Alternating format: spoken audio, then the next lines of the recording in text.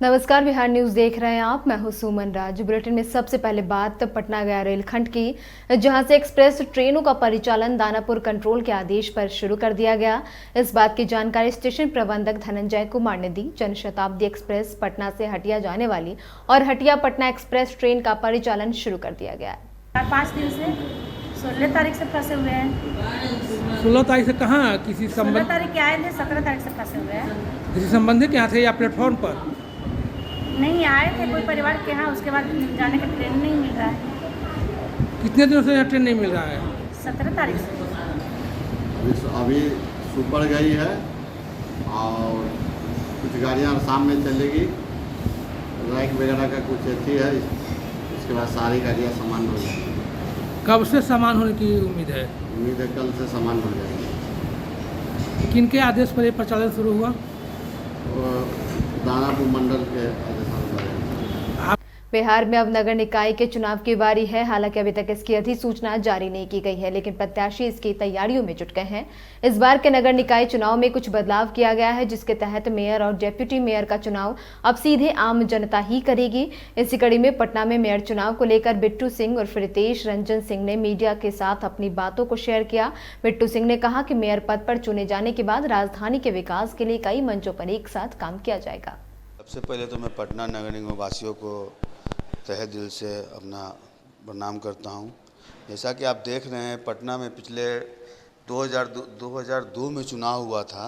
उस टाइम से अभी तक ये पटना वासियों के लिए एक बेहतर मौका आया है, जो एक वोट ऐसा प्रत्याशी को करने जाएंगे जो एक मेयर प्रत्याशी के रूप में पटना के लिए खरा उतरेगा। तो इसको खरा उतरने के लिए हमने इनसे बात की, हमसे मेरा बात हुआ और इनसे मेरी बात हुई। अब बात हो के मुझे अब इनका विजन मालूम चला। इनका जो विजन है एकदम क्लियर विजन है कि अगर बार नगर निगम के चुनाव में अगर इनको मतदाता अगर इनका साथ देती है, हाथों को मजबूत करती है, तो निश्चित तौर पे हम लोग जो इनका जो लक्ष्य है, ये हॉस्पिटल बनाने का, मिनी हॉस्पिटल बनाने का और स्कूल बनाने का, ये लक्ष्य तो पूरा होगा ही होगा। प्लस आप जो अभी जो जितना भी आप जो वार्ड में 75 वार्ड में जो नली गली जो टूटा हुआ देख रहे हैं, जो 4 बार कोड़ा गया है, फिर उसको रोका गया है, तो ये सब बनाने का जो लक्ष्य है, एक प्रत्याशी ऐसा आए हैं जो पटना को सुंदर बनाने के लिए स्वच्छ पटना और स्वस्थ पटना वोट करेगी। हम लोग उसी का तैयारी कर रहे हैं। 75 वार्ड है, 75 वार्ड के 75 वार्ड में हम लोग अपना कार्यकर्ता से लेके बूथ कमेटी से लेके प्रभारी से लेके सब प्रभारी से लेके सारा तैयारी करते चले जा रहे हैं और लोगों का बहुत समर्थन मिल रहा है। अभी तक मेयर पद को लेकर के किसी भी तरीके की तैयारियां नहीं सामने आई है कि कौन से लोग चुनाव लड़ेंगे, क्या क्राइटेरिया होगा, अभी तक ऐसा कुछ प्लान बना नहीं है। तो ऐसे में आप कैसे मान रहे हैं कि हम मेयर पद तक चुनाव लड़ेंगे? हमारा अपना मानना है और प्रयास करने में पीछे नहीं हटना चाहिए। जो प्रयास करेगा उसी का परिणाम भी आएगा और प्रयास हम लोग अपना कर रहे हैं, जो होगा देखा जाएगा। तैयारी हम लोग का ज़बरदस्त है। जनता द्वारा वोटिंग के फैसले का कितना स्वागत? बहुत, इससे अच्छा कोई कदम हो ही नहीं सकता है। सिलेक्शन और इलेक्शन में फ़र्क है। सिलेक्टेड जवाबदेह नहीं होता है, इलेक्टेड हरदम जवाबदेह होता है। मोकामा में ग्रामीण इलाकों को स्वच्छ रखने और चकाचक बनाने के उद्देश्य से स्वच्छ भारत अभियान लॉन्च किया गया। मोकामा प्रखंड विकास पदाधिकारी मनोज कुमार ने 3 पंचायतों में योजना का शुभारंभ किया और लोगों के बीच कचरा डिब्बा का वितरण किया। इस अवसर पर कचरा उठाव गाड़ी को भी हरी झंडी दिखाकर रवाना किया गया। इस मौके पर वीडियो ने लोगों से पंचायत को स्वच्छ और सुंदर रखने में अहम भूमिका निभाने की अपील की। आज जो है ग्राम पंचायत बराहपुर में ठोस एवं तरल कचरा उठाव का व्यवस्था किया जा रहा है, जिससे पूरा बराहपुर ग्राम पंचायत साफ सुथरा नजर आए। आप खुद जानते हैं कि प्रथम चरण में स्वच्छता के तहत शौचालय का निर्माण किया गया था।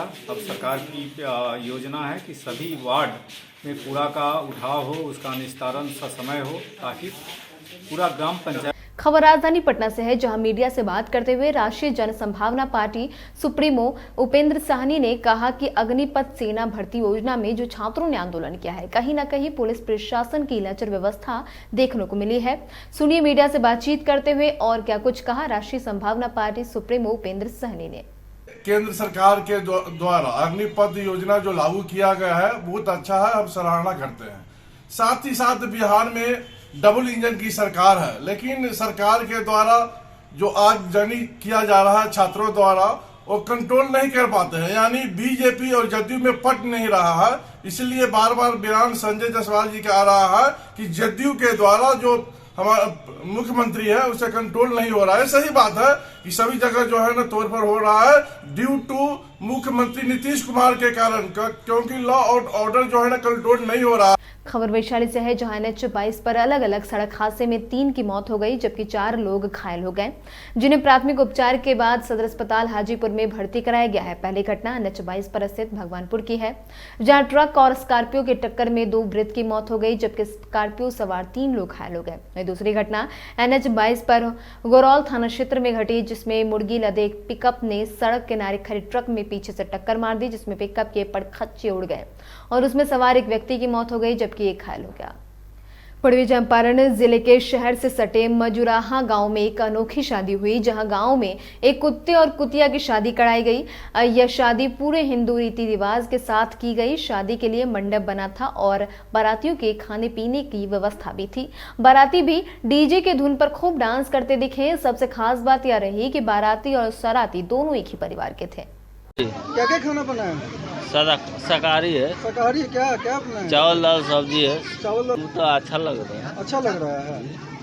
कितने बहुत अच्छा फील हो रहा है यहाँ का, मतलब ये आज तक हम लोग की उम्र में देखे नहीं थे। उम्र नहीं, हम लोग कभी भी हम लोग देखे नहीं थे, इतना बड़ा उम्र हो गया आज देखने में, मतलब थोड़ा सा अजीब लग रहा है, पर ये बहुत अच्छा लग रहा है यहाँ पे। अच्छा लग रहा है। ये हमारे छोटे अंकल और बड़े अंकल, सॉरी छोटे अंकल और आंटी के हो रहा है, मतलब ये लोग करा रहा है लोग। ये मन्नत इन लोग का है जो ये हम लोग को जानकारी नहीं है। ये लोग अपना मन्नत रखा हुआ था, ये लोग का मनोकामना पूरा हो गया है।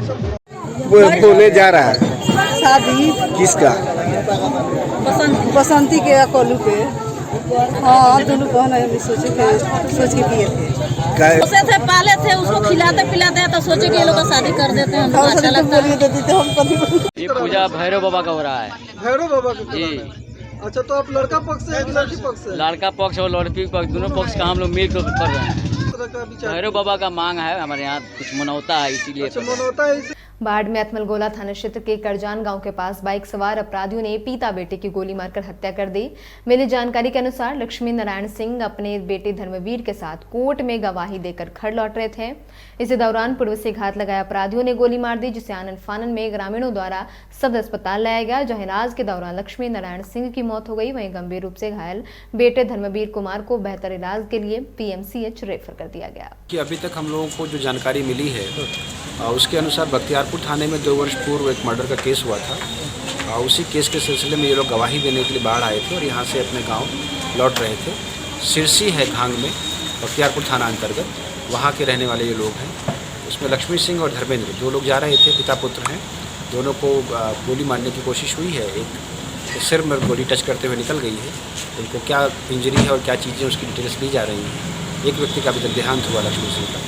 तो अभी तक इन लोगों का यही कहना है कि उसी केस पर दबाव डालने के लिए ये हमला हुआ है।